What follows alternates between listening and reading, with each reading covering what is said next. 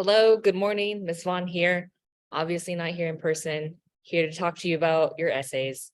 As a reminder, today you guys are working on your essays.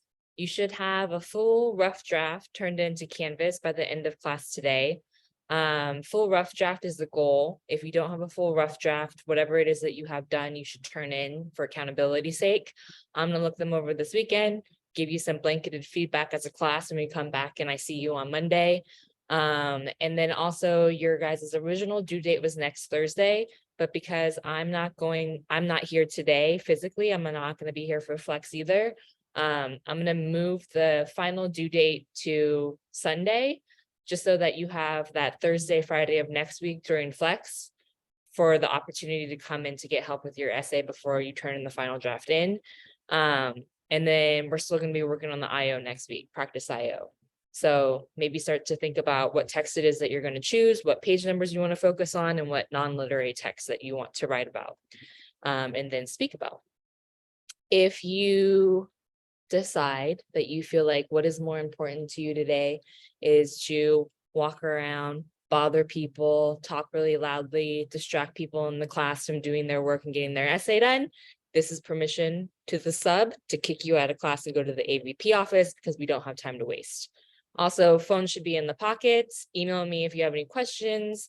I put the document that I was telling you guys about with the chapter summaries on Canvas. There's a couple of chapters that I need to develop just a little bit more, but all the chapters are covered with the main ideas, main highlights from each. And sorry.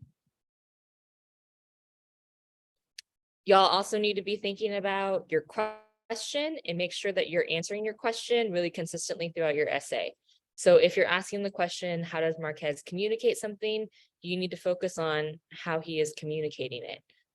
So that might be through like contradictory language, it might be through imagery, or if you say that something is transformed, you have to talk about what it is in the beginning and what it is at the end.